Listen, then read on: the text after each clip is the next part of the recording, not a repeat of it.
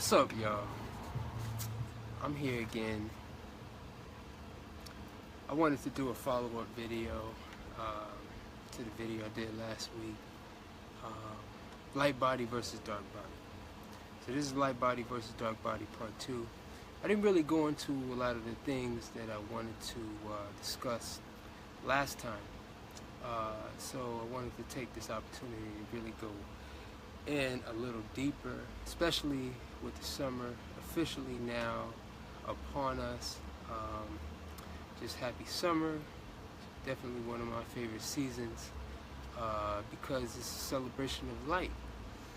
So we have to take full advantage of these next couple of months.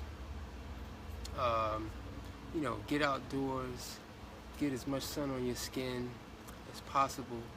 You see I'm outside right now enjoying the sun as it beats on my face, and it feels good, because for the light body the sun is comfortable. We love the sun. I see the birds.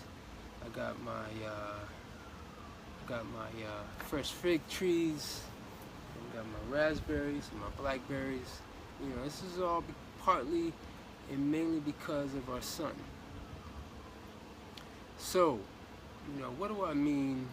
Last time I discussed light body being one that is essentially a direct result or indirect result of light.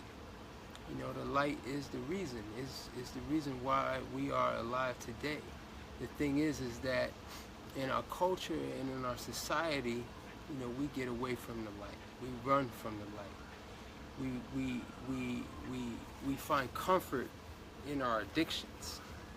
We have food addiction, we have sex addiction,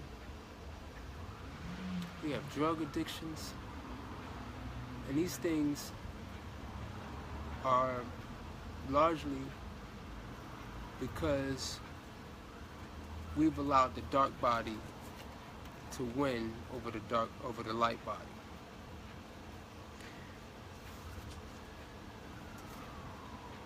Whether we know it or not, we are celebrating light, and we are eating light.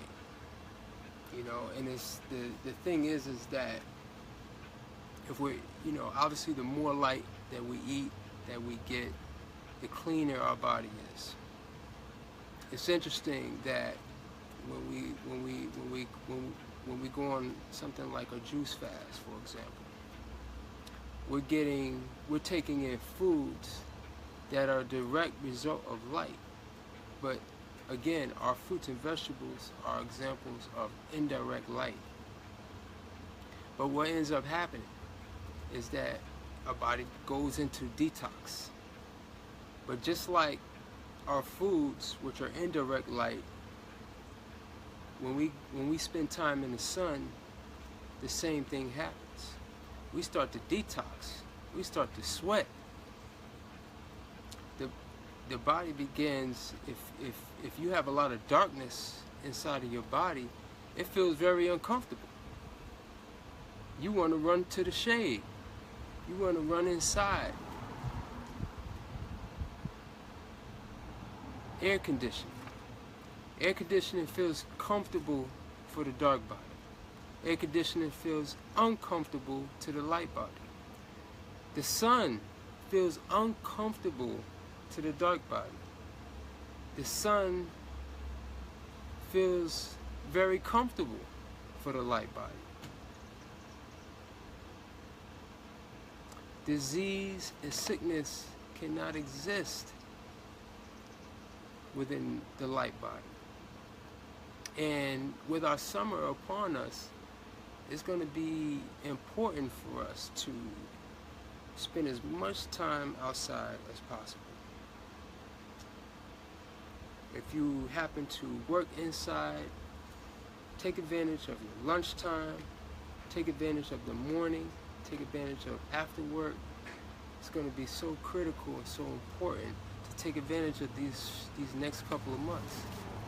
We don't have the luxury of living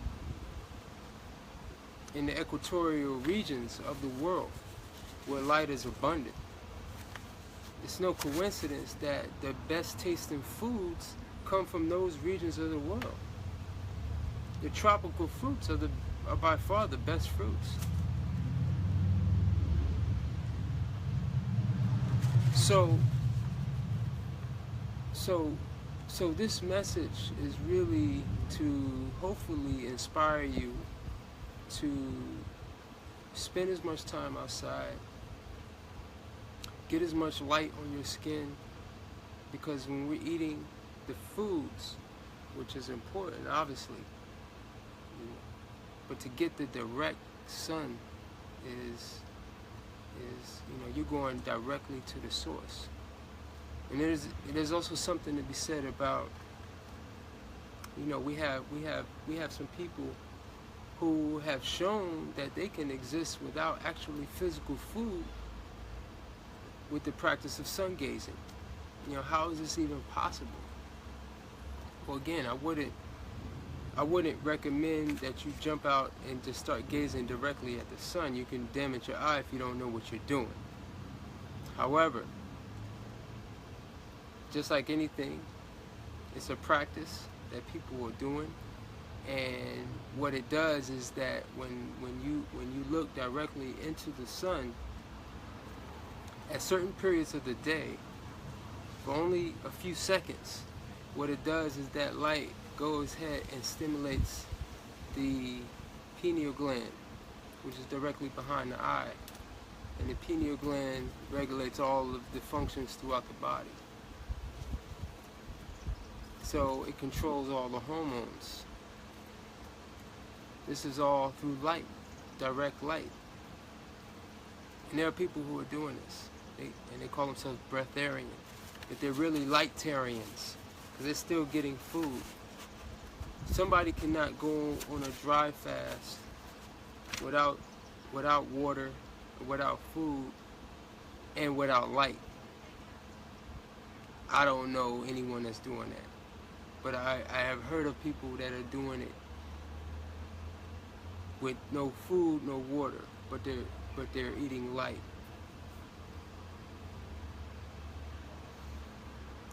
So again, I encourage you. This is really critical, because again, like I mentioned, in our society, in our culture, people are running to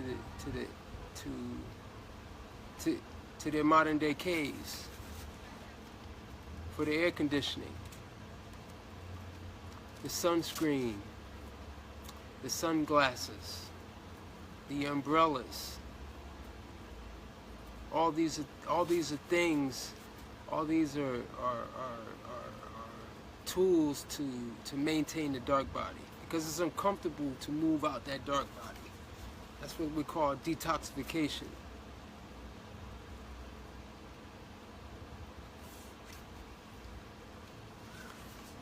Sun is also, in addition to being all the things that I mentioned, it is the ultimate supplement. We talk about supplements, and we want to get this vitamin and this mineral and this. Get some sun. You're gonna get everything you need.